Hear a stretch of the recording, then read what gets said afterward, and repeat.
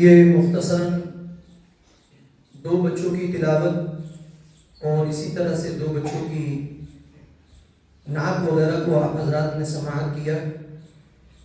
یہ طلبہ عزیز کسی مدرسے میں پڑھ رہے ہیں ماشاءاللہ،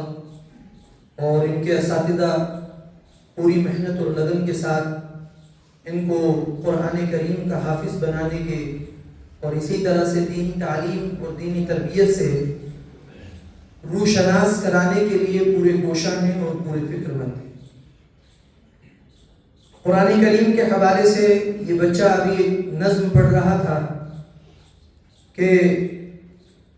قرآن پڑھاؤ انہیں قرآن پڑھاؤ۔ قرآن کریم یہ ہر انسان کی روح کی غذا ہے۔ قرآن کریم ہر مسلمان کے لیے، ہر انسان کے لیے اس دنیا اور اس کے بعد والی دنیا دونوں میں سرخروئی کا ذریعہ ہے۔ جن لوگوں نے قرآن کریم کو اپنے سینے سے لگایا اور اس کے مطابق اپنی زندگی کو گزارا، ان لوگوں کو اللہ تعالیٰ نے اس دنیا کے اندر بھی چمکایا ہے، اور اس کے بعد والی جو زندگی شروع ہوگی انشاءاللہ الرحمن ان کے لیے وہاں پر بھی بڑے بڑے انعامات اور بڑی بڑی نعمتوں کے وعدے کیے۔ اور خود نبی کریم صلی اللہ علیہ وسلم نے یہ ارشاد فرمایا، خیرکم من تعلم القرآن وعلمہ، تم میں بہترین شخص وہ ہے جو قرآن کریم کو سیکھے اور سکھائے۔ میرے عزیز ساتھیوں، ہم سب یہاں پر آج جمع ہیں، ہمارے شہر کے ساتھی ہیں، ذمہ دار قسم کے لوگ ہیں، مساجد کے ائمہ حضرات ہیں۔ ان تمام حضرات کو اس بات پر جتنا بھی زیادہ فخر کرنا چاہیے وہ کم ہے کہ اللہ تعالیٰ نے ایک عظیم مدرسے کی شکل میں ان کو اس نعمت سے نوازا ہے۔ اس لیے کہ قرآن کریم جہاں پڑھا جاتا ہے، پڑھایا جاتا ہے، قرآن کریم جہاں سیکھا جاتا ہے، سکھایا جاتا ہے، اس جگہ کے بارے میں خود نبی کریم صلی اللہ علیہ وسلم نے یہ ارشاد فرمایا ہے کہ جس جگہ بھی قرآن کریم کی تلاوت کی جاتی ہے، پڑھایا جاتا ہے، سنایا جاتا ہے، اگر اس بستی پر اللہ تعالیٰ اجتماعی عذاب کو نازل کرنے کا فیصلہ فرماتے ہیں تو اس قرآن کریم کی برکت سے اجتماعی عذاب کو اس بستی سے، اس محلے سے اور اس علاقے سے ہٹا دیتے ہیں جہاں پر قرآن کریم کی تعلیم دی جا رہی ہوتی ہے۔ تو یہ ہم سب لوگوں کے لیے بڑی سعادت مندی کی بات ہے، ہم سب لوگوں کے لیے بڑی خوش نصیبی کی بات ہے۔ نہ جانے ہمارے کس ساتھی کی دعا کام کر گئی، نہ جانے کس نے اس شہر کے لیے مدرسے کے قیام کی اور یہاں سے ایک دینی سلسلے کی شروعات کی دعا مانگی ہوگی، نہ جانے کس نے اپنی آنکھ سے آنسو بہائے ہوں گے، اور اللہ تعالیٰ نے اس کے آنسوؤں کے نکلنے کو اور گرنے کو قبول فرما کر اللہ تعالیٰ نے مدرسے جیسی عظیم نعمت سے ہمارے شہر سنگرور والوں کو نواز دیا۔ سن 2002 میں حضرت مولانا سید ارشد مدنی صاحب دامت برکاتہم العالیہ کا یہاں کا سفر ہوتا ہے، اور یہ سفر ایسا ہی نہیں کہ بس خواہ ہو گیا، اس کے پیچھے کا ایک پورا واقعہ ہے، اس کا ایک شان نزول ہے۔ حضرت کا ایک سفر ہوا تھا ہمارے پڑوسی ملک کا، تقریباً 2001 میں۔ یہاں اس علاقے کے ایک صاحب تھے جو گئے ہوئے تھے پڑوسی ملک میں۔ حضرت کی وہاں پر بات چیت ہوئی، تقریر ہوئی، اس کے بعد وہاں پر ان کی ملاقات ہوئی، اور ملاقات ہونے کے بعد ڈیرہ غازی خاں میں ان سے ملاقات ہونے کے بعد انہوں نے یہ کہا کہ حضرت ہماری بڑی تمنا ہے کہ آپ ہمارے ملک سے ہیں، ہمارے وطن سے ہیں، اور میں فلاں علاقے سے تعلق رکھتا ہوں، اگر آپ کی آمد ہمارے یہاں ہو جائے اور وہاں پر بھی دینی تعلیم کا کوئی پودا لگ جائے تو یہ ہمارے لیے بڑی خوش نصیبی کی بات ہوگی۔ ان کے بھائی آج بھی موجود ہیں، یہاں پر نہیں آئے ہیں جلسے میں، لیکن یہاں شہر میں رہتے ہیں۔ تو حضرت نے کہا کہ ٹھیک ہے، بس یہ ملاقات ہو گئی۔ اس کے بعد حضرت کے ذہن میں یہ بات تھی، حضرت والا کا یہاں پر سفر ہوا، آمد ہوئی، اس وقت جو یہ بھائی عمران ہیں رفو والے، ان کے والد صاحب یہاں پر امام ہوا کرتے تھے۔ قاری صاحب کے پاس حضرت آئے، ملاقات ہوئی، جگہ کو دیکھا، اور دیکھنے کے بعد یہ فیصلہ کیا کہ ٹھیک ہے یہاں پر مدرسے کی شروعات کرتے ہیں۔ خان صاحب سے حضرت نے یہ کہا چونکہ وہ بھی اس وقت آتے جاتے تھے اور یہاں کام کا سلسلہ شروع کر دیا تھا، حضرت نے یہ کہا کہ یہاں کوئی چھپر وغیرہ یا کوئی اس طرح سے جھاڑ پھونس وغیرہ اپنا بنائیے اور ایک جھوپڑی ٹائپ کی بنا کر کے وہاں پر بچوں کو پڑھنے پڑھانے کا انتظام شروع کیجیے۔ تو اس وقت خان صاحب نے ایک بات کہی تھی کہ حضرت ہم جب اس کو شروع کریں گے تو چھپر کی شکل میں نہیں، بلکہ آج کے وقت میں میرے پاس یہ چھوٹی سی رقم ہے، اس وقت 10,000 روپے انہوں نے پیش کیے اور ہم اس کو باقاعدہ 2 کمرے بنا کر کے منظم طریقے سے یہاں تعلیمی سلسلے کی شروعات کریں گے۔ وہ ابتدائی دور تھا، سن 2002 میں مدرسے کا سنگ بنیاد عمل میں آیا، اس وقت سے لے کر کے آج تک الحمدللہ یہ تعلیمی نظام چل رہا ہے۔ جو اس وقت ہمارے شہر کے ساتھی تھے وہ آج بھی موجود ہیں۔ یہ علاقہ ایسا بیابان جنگل تھا کہ لوگ دن کے وقت میں بھی اس طرف کو آتے ہوئے ڈر محسوس کیا کرتے تھے، جھاڑ پھوس تھے یہاں پر، بڑے بڑے گڈھے تھے، لیکن اللہ تعالیٰ نے دین کے فیضان کے لیے اس جگہ کو منظور کرنا تھا، قبول کرنا تھا۔ بہرحال یہاں پر مدرسے کا سنگ بنیاد ہوا، حضرت کے قدم پڑے، دعائیں ہوئیں اور قرآن کریم کی تعلیم کے اور مدرسے کی شکل میں یہ ایک چھوٹا سا پودا یہاں پر لگا دیا گیا۔ سن 2002 میں جب یہ مدرسہ قائم ہو گیا، اس وقت سے لے کر کے الحمدللہ یہ اسی طرح سے چلا آ رہا ہے، اور اس وقت سے لے کر کے آج تک تقریباً 104 بچے وہ ہیں جو مکمل حافظ بن کے یہاں سے نکلے اور مختلف علاقوں میں دینی خدمات انجام دے رہے ہیں۔ بہت سے بچے ایسے ہیں جو امامت سے جڑے ہوئے ہیں، بہت سے بچے وہ ہیں کہ جنہوں نے 5ویں یہاں پر پرائمری تک انہوں نے 5ویں کلاس کی تعلیم لی اور پھر اس کے بعد آگے ان کا جو اسکولی نظام ہے اور کالجز ہیں اور یونیورسٹیز ہیں اس میں جا کر کے پڑھ رہے ہیں۔ 2 طالب علم ابھی 2 سال پہلے ہی یہاں کے ماشاءاللہ ایسے ہیں کہ جو دارالعلوم دیوبند میں ان کا داخلہ ہوا اور وہ دارالعلوم دیوبند میں پڑھ رہے ہیں۔ تو یہ ہم سب کے لیے بڑی خوش نصیبی کی بات ہے۔ ہمارے جو شہر کے ساتھی مدرسے میں خرچ کرتے ہیں، یہاں اس کا تعاون کرتے ہیں، یہ ان لوگوں کے لیے بھی خوش نصیبی اور سعادت مندی کی بات ہے، اس لیے کہ اس مدرسے کی تعمیر میں اور ان بچوں کی تعلیم میں اللہ تعالی اپنے بندوں میں سے اگر کسی کو توفیق دے دے اور اس کے مال کا کچھ حصہ دینی تعلیم کے اوپر مدرسے کو آباد کرنے کے لیے، ان بچوں کی تعلیم کو اعلیٰ بنانے کے لیے، ان بچوں کے خرچے پر، ان کے کھانے پینے پر اگر خرچ ہو جائے تو میں سمجھتا ہوں اس سے زیادہ خوشی کی بات ہم میں سے کسی کے لیے نہیں ہو سکتی۔ یہ بہت سعادت مندی کی بات ہے۔ میرے عزیزوں، قابل مبارکباد ہیں آپ تمام حضرات کہ جو مدرسے سے جڑے رہتے ہیں اور اس کی آباد کاری میں ہر طرح کا تعاون پیش فرماتے ہیں۔ آج الحمدللہ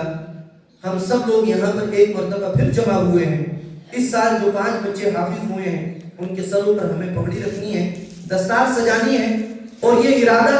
اور یہ عزم لے کر کے یہاں سے اٹھنا ہے کہ انشاءاللہ ہماری جو آنے والی نسل ہے اس کو دینی تعلیم سے اور قرآن کریم کی تعلیم سے ضرور روشناس کرائیں گے، ان کو ضرور قرآن کریم کی تعلیم دلائیں گے۔ اور سینکڑوں بچوں کی تعداد وہ ہے کہ جنہوں نے ناظرہ قرآن کریم پڑھا، پرائمری پڑھی، قاعدہ پڑھا، نماز سیکھی، کلمے سیکھے، اور اس کے بعد جا کر کے وہ اپنے گھروں میں کسی نہ کسی کام سے لگ گئے اور جڑ گئے۔ تو یہ جو حضرات آج کے وقت میں خرچ کر رہے ہیں، ایک دفعہ حضرت کے سامنے یہ بات پہنچی کہ حضرت ہمارے یہاں پنجاب میں جو کام کرنے کا معیار ہے یا اسی طرح سے جو یہاں پر پڑھنے بچے آتے ہیں وہ بہت کم تعداد میں، بہت تھوڑے ہوتے ہیں۔ یو پی، بہار اور ادھر مہاراشٹر اور ساؤتھ کے علاقوں میں جو مدرسوں میں تعلیم حاصل ہوتی ہے وہ وہاں طلبہ بھی بہت زیادہ ہوتے ہیں، ساری چیزیں ہوتی ہیں، لیکن یہاں پر وہ کوالٹی اور وہ ساری چیزیں پیدا نہیں ہو پاتی۔ تو اس وقت حضرت والا نے ایک بات کہی تھی کہ دیکھو ہمیں جو لوگ پیسہ دیتے ہیں یا پنجاب اور ہریانہ کے مدرسوں پر جو لوگ خرچ کر رہے ہیں ان کا مقصد یہ ہے کہ ملک کے تقسیم ہونے کے بعد جو بے دینی یہاں پر تھی اور لوگ اپنے ایمان تک سے پھر گئے تھے، ان کو ایمان پر لانے کے لیے، اسلام سے جوڑنے کے لیے اور مسجدوں سے جوڑنے کے لیے، مدرسوں سے جوڑنے کے لیے تھوڑا بہت ماحول کا بنانا بہت ضروری ہے۔ اگر کوئی بچہ مدرسے میں آ کر کے پہلا کلمہ سیکھ کر کے چلا جاتا ہے تو جو حضرات پیسے خرچ کر رہے ہیں ان کا کہنا یہ ہے کہ ہمارا مقصد حاصل ہو۔ یہ بہت بڑی سعادت مندی کی بات ہے۔ اور الحمدللہ یہ جب سے مدرسہ قائم ہوا ہے اس وقت سے لے کر کے آج تک آپ تمام حضرات بھی یہاں پر موجود ہیں، پرانے لوگ بھی موجود ہیں، وہ جانتے ہیں کہ آج سے 20 سال پہلے یہاں کے حالات کیا تھے، مدرسے کے قیام سے پہلے لوگوں کی زندگی گزارنے کا طرز عمل کیا تھا، اور مدرسے کے قیام کے بعد شہر کے لوگوں کی زندگی میں کتنا بدلاؤ آیا، شہر کے اندر دینی ماحول کی کیا فضا قائم ہوئی۔ آج الحمدللہ ہم یہ کہہ سکتے ہیں کہ ہمارے شہر سنگرور میں آپ چاہے کسی بھی علاقے میں چلے جائیے، لیکن ہمارا کوئی نہ کوئی داڑھی ٹوپی والا ساتھی اور اللہ اللہ کرتا ہوا، مسجدوں کو آباد کرتا ہوا، تبلیغی جماعت سے جڑا ہوا وہ آپ کو نظر آ جائے گا۔ یہ سب کس چیز کی برکت ہے؟ حضرات علماء کرام کے قدموں کی برکت ہے، مدارس اسلامیہ کے قیام کی برکت ہے، اور ہمارے جو ساتھی یہاں سے سیکھ کر کے گئے، اس مشن کو لے کر کے آگے بڑھے اور پھر وہ تبلیغی جماعتوں میں نکلے، ان حضرات کی محنتوں کا نتیجہ ہے۔ تو ان سب لوگوں کی محنتوں کے نتیجے میں آج الحمدللہ ہم سب لوگ یہاں پر بڑی سکون طریقے سے اور بہت اچھے انداز میں اللہ تبارک و تعالیٰ کی عبادات کو انجام دیتے ہیں، اور جتنے بھی ہمارے دینی مسائل ہیں ان سب کو بحمد اللہ تعالیٰ بہت اچھے انداز میں سارے ساتھی انجام دے رہے ہیں۔ ٹھیک ہے، بہت سارے دوسرے اسٹیٹوں کے مقابلے میں کچھ معیار اور کچھ مقدار کم ہو سکتی ہے، لیکن ہاں جتنا ہے وہ الحمدللہ لوگ لگے ہوئے ہیں، محنت کر رہے ہیں، اور انشاءاللہ وہ وقت آئے گا کہ جب یہاں سے بھی لوگ عالم بن کر کے اور بڑے دین کے داعی بن کر کے نکلیں گے انشاءاللہ۔ اب میں اپنے پروگرام کو باضابطہ شروع کرنے کے لیے، چونکہ ہمارے اکابرین اور بزرگان دین کا یہ طرز رہا ہے کہ جب بھی وہ کسی دینی مجلس کا انعقاد کیا کرتے تھے تو اس دینی مجلس کا آغاز، اس کی ابتدا اللہ تبارک و تعالیٰ کی مقدس کتاب کی تلاوت سے فرمایا کرتے تھے، اور وجہ اس کی یہ ہے کہ قرآن کریم یہ یقیناً ہماری رہنمائی کے لیے اللہ تبارک و تعالیٰ نے نازل فرمایا ہے، اور قرآن مقدس یہ وہ کتاب ہے کہ جب انسان اس کی مدد لے کر کے اور اس کا سہارا لے کر کے آگے بڑھتا ہے تو انشاءاللہ کامیابی اس کا مقدر بن جاتی ہے۔ تو میں باضابطہ آج کی اس نورانی محفل کا آغاز تلاوت کلام اللہ سے کرنے جا رہا ہوں، اور تلاوت قرآن کریم کے لیے اپنے اسی مدرسے کے استاد محترم جناب قاری صلاح الدین صاحب سے میں درخواست کروں گا کہ قاری صاحب تشریف لائیں اور تلاوت قرآن کریم سے باضابطہ آج کے اس اجلاس کی شروعات فرمائیں۔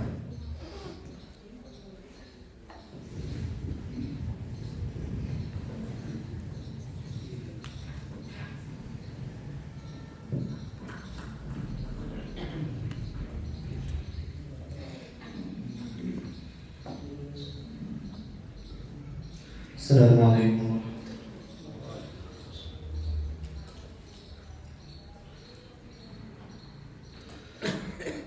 أعوذ بالله من الشيطان الرجيم،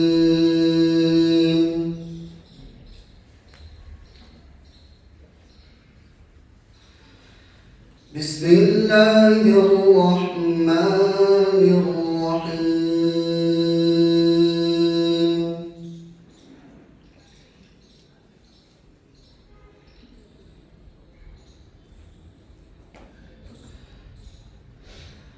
ولقد كرمنا بني آدم وحملناهم في البر والبحر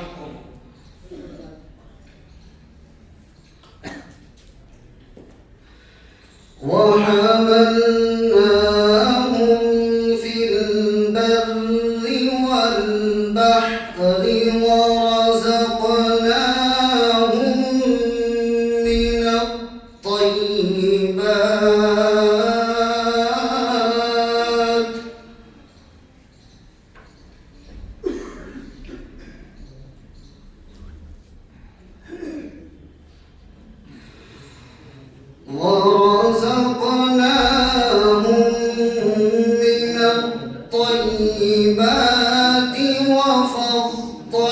وفضلناهم على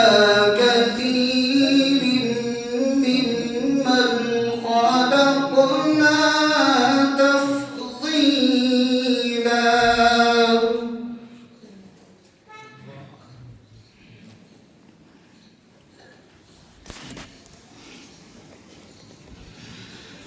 يوم ندعو كل أناس بإمامهم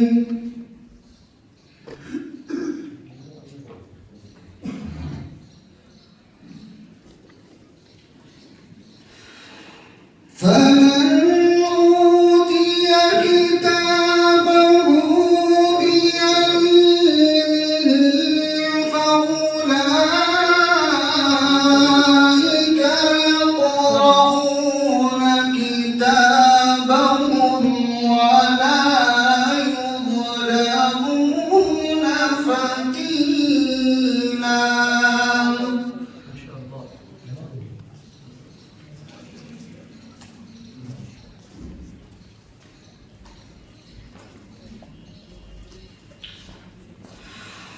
ومن كان في هذه أعمى فهو في الآخرة أعمى وأضل سبيلا.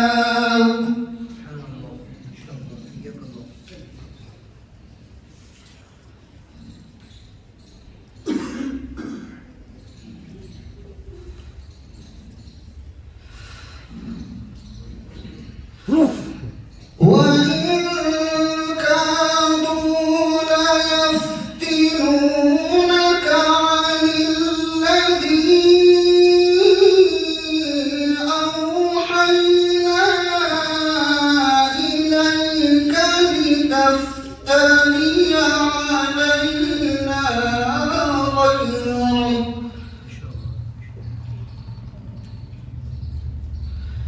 وإذا لاتخذوك خليلا.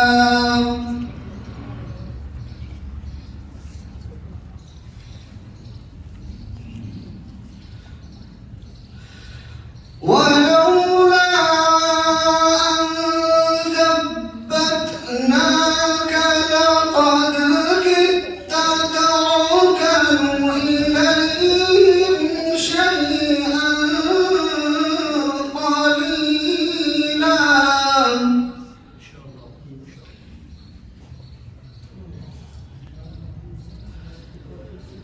إذا لأذقناك ضعف الحياة وضعف الممات ثم لا تجد لك علينا نصيرا.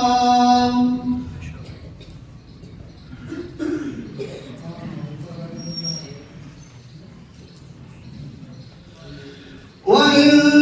كانوا ليستفزونك من الأرض ليخرجوك منها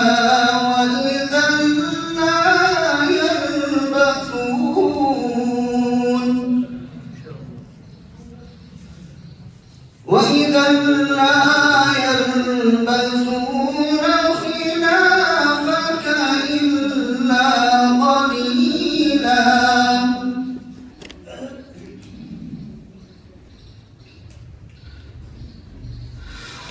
وإن كادوا ليستفزونك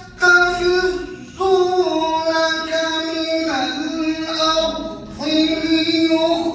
ليخرجوك منها وإذا لا يلبثون خلافك إلا قليلا. سنة من قد أرسلنا قبلك من رسلنا ولا تجد